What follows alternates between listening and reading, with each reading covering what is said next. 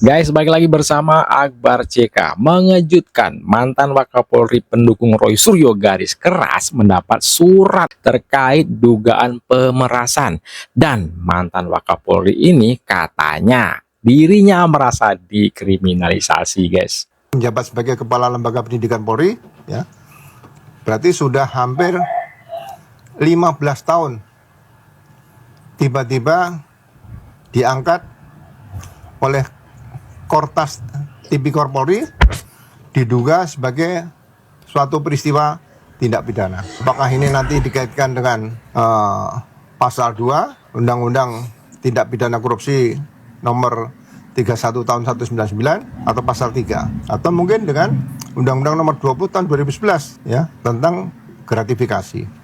Jadi saya tidak pernah terima apapun dari masyarakat. Saya sampaikan sampai saat ini, Pak, saya bilang gitu. Kalau ada ya orang yang merasa pernah saya peras selama saya jadi polisi, tolong sampaikan pada saya. Ya mungkin saya lupa atau saya ingat, pasti saya ganti. Mungkin saya lupa. Berarti pernah dong, Pak. Saya selalu takut kalau memeras orang. Kenapa? Karena pada saat saya suatu saat menjabat pada posisi yang cukup strategis, orang itu nonton di televisi, ini Pak Gura pernah memeras saya. Itu yang saya takuti seperti itu. Makanya saya tidak pernah melakukan hal-hal yang negatif untuk Polri. Saya tetap menjaga marwah Polri seperti itu. Syukur kalau enggak, Pak.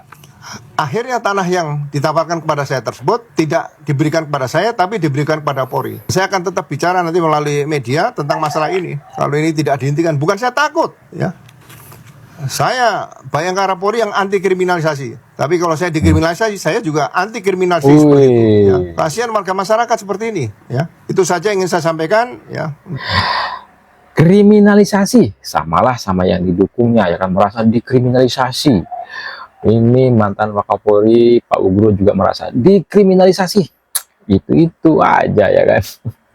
Gimana dengan Pak Joko Widodo selama ini yang difitnah santai-santai aja, dituduh santai-santai aja, ya kan. Ini baru kayak gini udah mulai kebakaran jenggot nih Pak Ugro. Ada juga nih Bang Tontom tagih hutang ke Roy Suryo. Nah, udah dipecat sama Roy Suryo, keluar Bang Tontom. Roy Suryo, ini saya minta cas berapa fee yang bisa kamu bayar. Jadi Pak Kiai Akap belum pernah terima uang 1 peser pun dari Mas Surya dan Dr. Pak. Jangankan uang seteguk minuman pun dari kalian belum. Saya tidak mau. Seteguk minuman pun belum, kata Bang Tontom. Gimana nih Roy? Dipecat. Kalau udah dipecat, ya kasihlah haknya Bang Tontom ini, dibayarin dong hutangnya. Masa iya sampai segelas minuman pun enggak? Ini dia sendiri loh yang ngaku ya. Dan saya baru aktif lagi memang ketika tahun 2020 dan alhamdulillah 2024 saya selesai. Ya. Dan saya mengikuti semua dari perkuliahan, kemudian juga ada seminar-seminar, ada kemudian yudisium, kemudian juga sebelum yudisium saya ikuti ujian tertutup, sebelum ujian tertutup ada seminar hasil, sebelumnya ada seminar proposal, seminar hasil, kemudian ujian terbuka dan wisuda. Itu semua ada. Pada saatnya saya akan tunjukkan semua bukti foto-fotonya. Saya mengikuti ujian akhir atau ujian terbuka itu pada tanggal 23 Februari. Maaf, 23 Januari tahun 2026. Dan ada saksi yang hadir di sini yaitu Bu Erdiana. Beliau hadir langsung pada saat ujian terbuka. Kemudian saya mengikuti wisuda. Ya, itu pada awal Maret tahun 2024 di SICC, Sentul International Convention Center. Semua ada foto-fotonya. Ini cuma satu, Pak. Iya. Yang aslinya? Nah itu kan kebakaran. Bah. Ini aja sudah maksimal tak? Kebakaran. Rumahnya Roy Suryo kebakaran maksudnya. Bisa tak selamatin Mbak ketika rumah kebakaran? Nah, nanti saya ini ya Pak. Boleh, ini dibuatkan. Nanti Bapak yang di surat pernyataan ini sama originalitas. Nanti saya tempeli pakai materai asli. Boleh, Bapak tanda tangan ya, siap. Sebagai buktinya. Saya bukti kalau itu benar. Kalaupun saya diminta membuat surat pernyataan, buatin aja, nggak apa-apa, saya bukti. Tinggal satu-satunya loh. Ya, walaupun foto di pendaftarannya kan ada. Iya. Saya punya. Siap, Lele. Saya ini sebagai bukti kalau asli. Ya kan? Karena ini tanda tangan ya. Iya, formnya itu iya. Kalau yang satu paket itu yang saya kasih Bapak. Nah ya itu yang kebakaran di kamar, tinggal ini Bu. Iya. Untung masih ada ini. Iya. Iya Pak. Jadi yang form ini ya, pernyataan yang ini. Iya.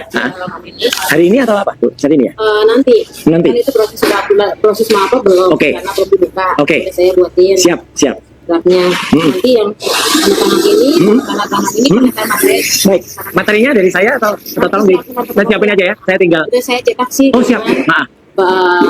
Ini nggak ada. Ya. Tinggal saya mau ngirim ke bapak kemarin. Oke. Masalah sih. Intinya moga-moga gak ada masalah ya, Mbak Lin ya. Ada orang yang ngeributin soalnya kurang kerjaan itu. Lama gak dianu soalnya. Kemarin udah saya siapin kok Pak. Iya. Siap. Kemarin yang mau ngirim ke bapak, nggak jadi, belum jadi. Iya. Oke. Udah saya buatin ininya. Revisor. Oke. Oh iya. Udah jadi, tinggal mau diupload. Siap. Kalau sudah upload, udah ada di website, kirim bapak. Oke. Saya juga ngambil ijazahnya. Siap, terima kasih. Ijazahnya udah yang lama dulu ya? Nggak nyetak baru kan ijazahnya? Enggak lah, ya. Kalau nyetak baru lagi namanya palsu nanti. Ya, oke. Mbak Lin, aku boleh minta tanda terima atau apa? Saya kira ini. Nanti saya fotokopi dulu, saya Oh ya. di sini. Oke. Enggak, sekarang enggak terima apa gitu enggak? Ini saya fotokopi dulu. Oh, di fotokopi dulu sebentar. Ini saya Oh, siap. Oke. Ya, baik. Saya tunggu ya, Mbak Lin ya. Tuh. Jadi tadi saya nyerahin ya disertasi asli ya, hanya mungkin karena itu satu-satunya. Pak Roy Suryo ternyata tamatan dari UNJ, terus ada yang bilang ijazah Pak Roy Suryo palsu, dia langsung kamu nanti saya laporin. Galak juga ternyata.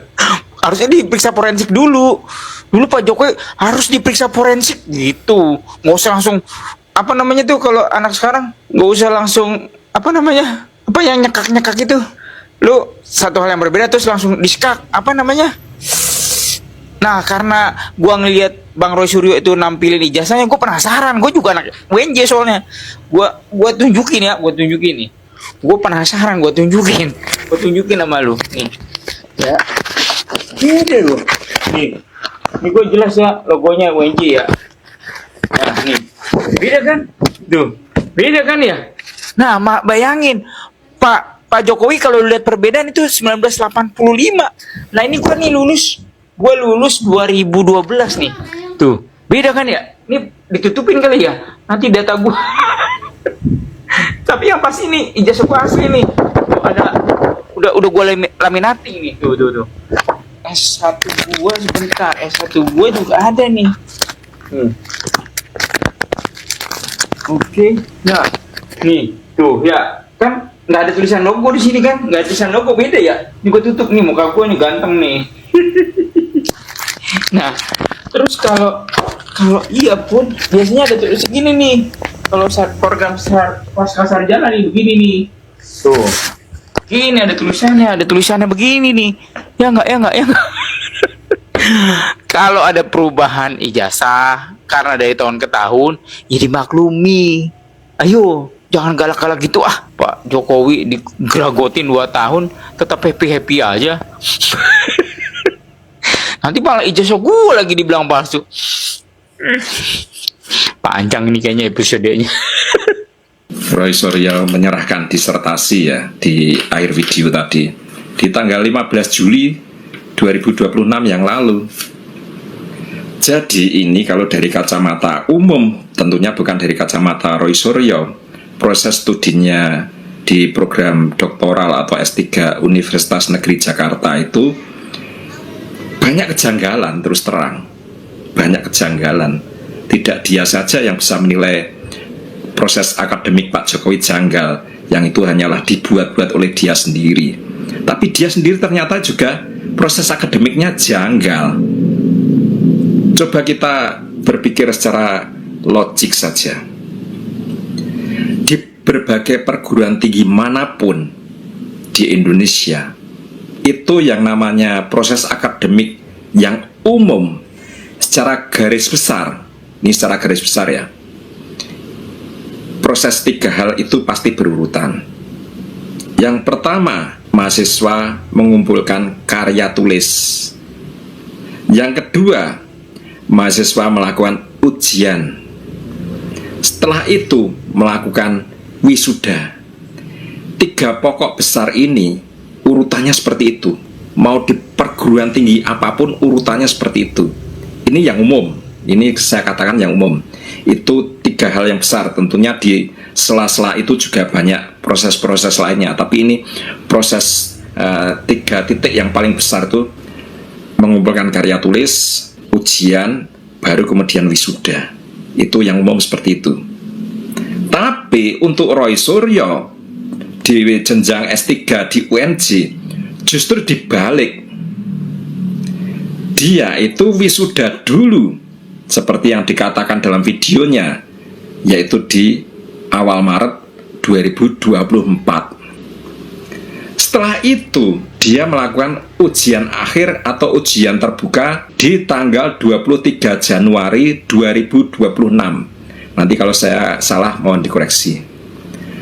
Terus, dia mengumpulkan disertasi baru kemarin, tanggal 15 Juli 2026. Ini benar-benar dibalik sesuatu yang umum terjadi di semua perguruan tinggi di Indonesia, yaitu mengumpulkan karya tulis dulu, kemudian ujian, kemudian wisuda. Roy Suryo enggak, wisuda duluan, kemudian ujian, baru terakhir mengumpulkan disertasi. Bahkan jaraknya pun cukup lama semua. Pertama, dia itu wisuda duluan, yaitu di sekitar Maret 2024. Kedua, dia ujian akhir atau ujian terbuka di tanggal 23 Januari 2026. Jaraknya ini sudah hampir 2 tahun. Kemudian yang terakhir, dia baru mengumpulkan disertasi di tanggal 15 Juli 2026. Setengah tahun. Jadi dia wisuda dulu, kemudian ujian, kemudian yang terakhir dia mengumpulkan karya tulis atau disertasi. Ini benar-benar kebolak-balik. Kalau dari kacamata umum ya, ini tentunya kita menyisihkan apapun itu semacam keseleo lidah atau slip of tongue. Kita nggak peduli itu. Apa yang diucapkan Roy Suryo, itulah yang kita ulas di hadapan publik. Seperti dia pun seperti itu. Masalah guyonan Pak Jokowi, EP-nya seperti itu, juga langsung di adjustment sama dia. Demikian pula omongan rektor UGM, omongan pembantu rektor UGM dibegitukan juga. Jadi sah-sah saja ketika kita mengupas tentang omongan Roy Suryo, kita pegang omongan yang keluar dari mulutnya. Nggak peduli keseleo lidah atau apa, nggak peduli. Yang jelas dia melakukan 3 proses itu kebalik, yaitu wisuda duluan, baru ujian, baru mengumpulkan disertasi atau karya tulis. Wisuda pada awal Maret 2024. Ujian akhir atau ujian terbuka pada 23 Januari 2026. Jaraknya hampir 2 tahun. Kemudian yang terakhir 15 Juli 2026 yang lalu mengumpulkan disertasi, jaraknya setengah tahun. Luar biasa, janggal kan? Janggal, kalau di mata umum janggal itu. Mau tanya kepada siapapun, baik orang yang pernah mengenyam pendidikan tinggi maupun tidak, pasti janggal. Kecuali kalau kita bertanya pada Roy Suryo, ya nggak janggal. Itu artinya apa? Kalau kita ngulik-ngulik hal-hal terkait orang lain, kemudian di framing itu sebagai kejanggalan, lalu pada ujungnya menuduh yang bukan-bukan, ternyata dia sendiri juga mengalami, bahkan lebih fatal lagi. Mosok bisa wisuda duluan, kemudian hampir 2 tahun kemudian baru ujian, setengah tahun kemudian baru mengumpulkan disertasi. Ini kita berpatokan pada omongan Roy Suryo sendiri. Jadi kita tidak peduli apakah itu keseleo lidah yang perlu diralat atau tidak. Kita tetap harus menggunakan apa yang keluar dari mulutnya. Itulah kejanggalan. Artinya apa? Kalau kamu ngutak-ngutik hal-hal yang sebetulnya kamu tidak ketahui, lalu kamu framing itu kejanggalan, lalu kamu tuduhkan bahwa artinya ijazah Pak Jokowi itu palsu, sekarang kamu kena sendiri bahwa proses akademikmu pun penuh kejanggalan. Nggak peduli misalkan itu salah omong atau salah ucap.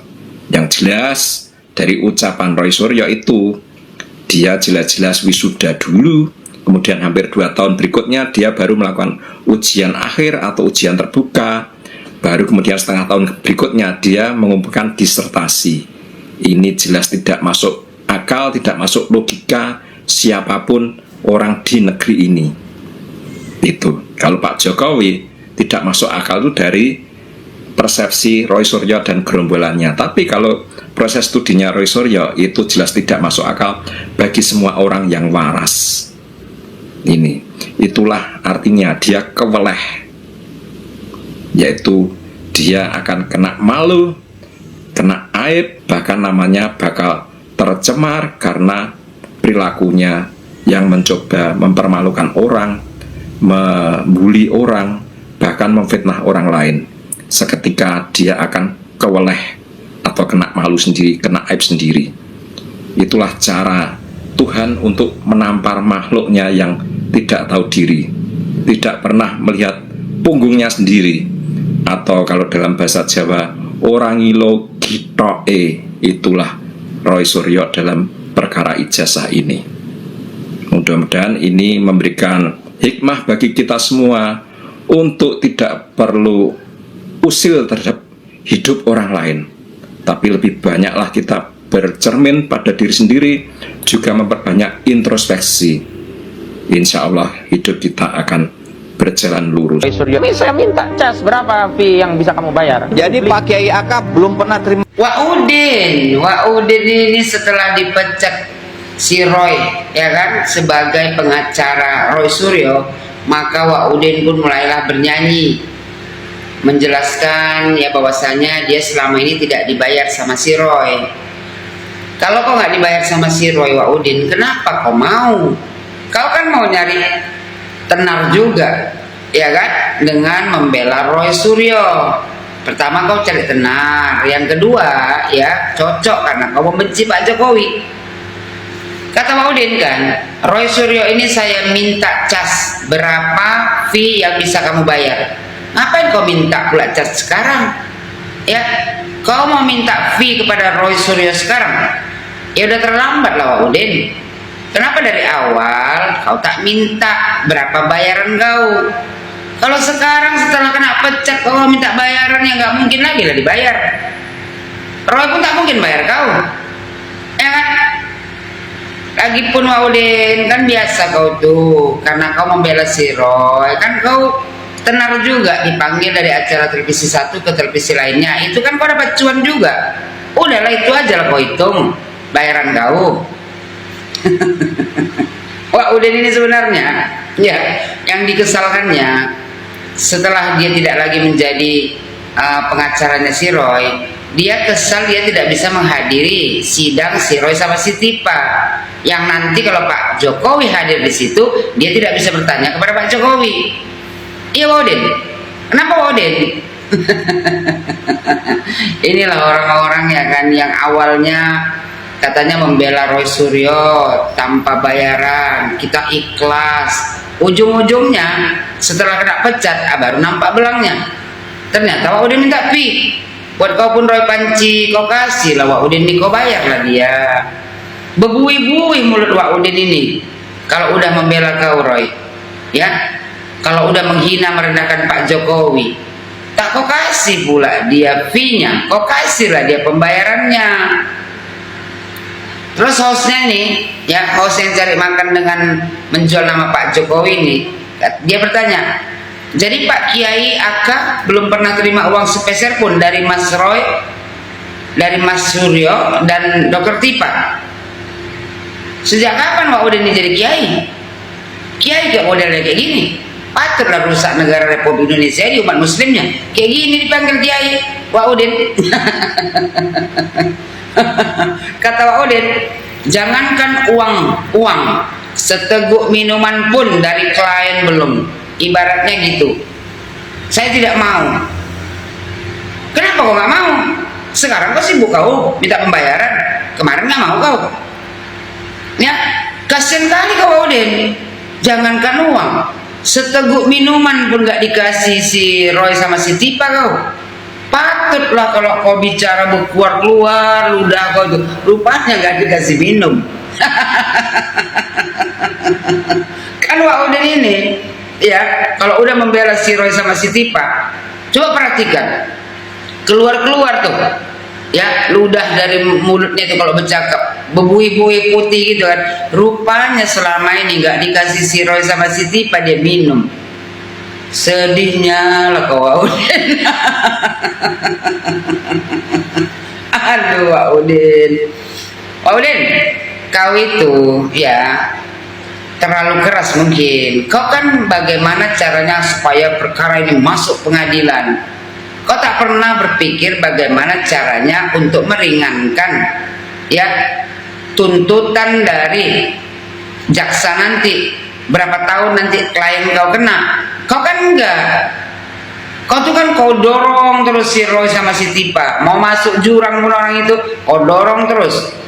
Mau masuk penjara berapa tahun pun kau tak peduli. Yang penting kau tunjukkan akan bagaimana Joko Widodo ya agar dapat duduk di pengadilan. Mana mau si Roy? Si Roy mau ilmu selamat, ya kan? Dipilihnya lah si Rapli. Kalau Rapli kan pandai dia. Bagaimana caranya supaya si Roy bisa bebas? Kalau kau kan enggak. Bagaimana caranya supaya si Roy ya bisa masuk penjara? Itu makanya dipecat si Roy kau. Ya Wak Udin, gini aja Wak Udin. Kalau si Roy dipecatnya kau jadi pengacaranya, ya udahlah, kau cari aja klien yang lain. Coba hidup. Nah, inilah video kita kali ini. Silahkan di komentar kalian di kolom komentar ya.